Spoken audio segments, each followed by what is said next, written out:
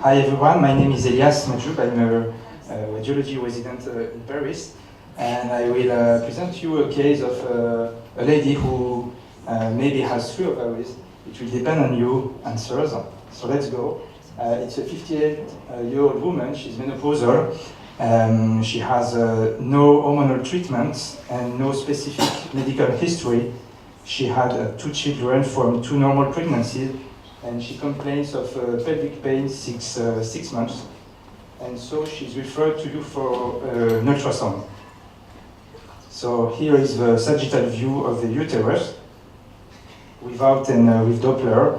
And here is what you get when you turn right or left, you probe in the pelvis. So here on the right and here on the left, without and with Doppler. And just before removing your probe, here is the third image you get just between the right and the left images. So there are 3 quiz for 3 ovaries. So quiz number 1, answer A, ovaries are large and multifollicular. It's a polycystic ovary syndrome.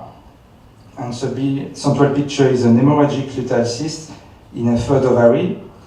Answer C, central picture is an ectopic pregnancy. And answer D, central picture could be a tube, a digestive or a peritoneal structure. Let's do an MRI. So congratulations. So central picture could be, of course, a tube, a digestive structure, a peritoneal structure. And so we performed an MRI to better understand this case. So here is T2 sequences with sagittal T2, axial T2, and so the 2 first images are obtained from a 3D sequence, and the 3 other images below are obtained from axial acquisition T2. So here is T1 with fat suppression, and injection of gadolinium, and finally diffusion with the correspondent ADC map. So quiz number 2, answer A, the 3 lesions are multilocular and purely cystic. Answer B, white ovary contains fat, so it's a teratoma. Answer C, white ovary contains blood, so it's an endometrioma.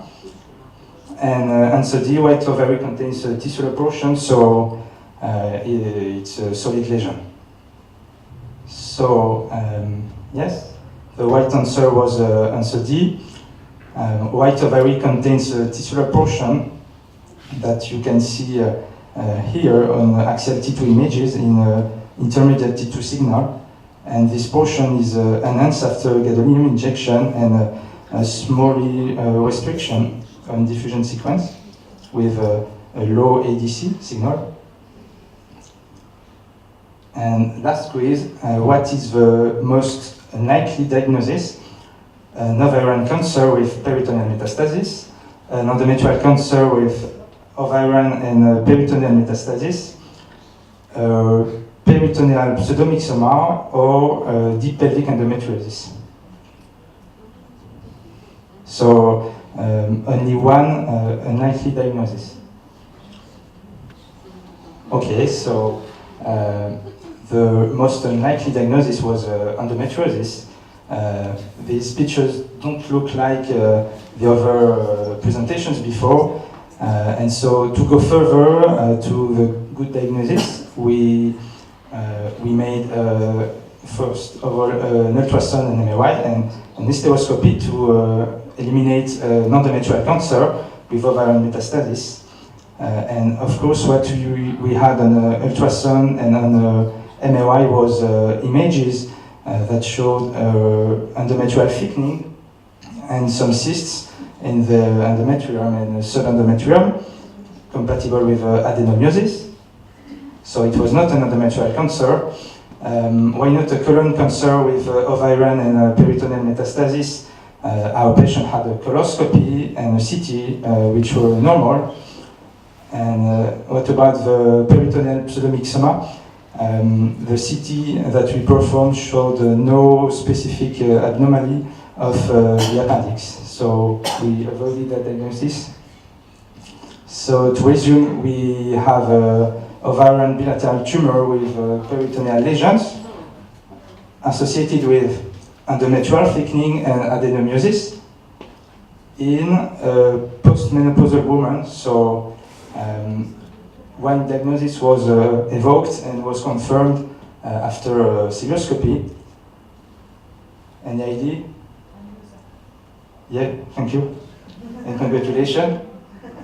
It was a granulosa tumor with peritoneal extension.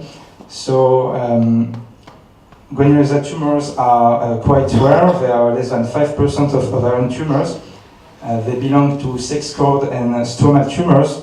There are two epidemiological peaks, one for young people, which is the juvenile form during puberty or just before, but the most common cause is the adult granulosa tumor, which comes at peri or postmenopausal phase. It's mainly unilateral, but it can be bilateral, as we have seen now. The presentation is various, so it can be solid, cystic, or mixed. And the key point here was the presence of oestrogenic signs, metorrhagia, endometrial thickening, and adenomyosis. When you evoke this diagnosis, you can dose this hormone, inabin, and granulosa tumor have a better prognosis than adenocarcinoma of the ovary, and treatment is surgical. Thank you.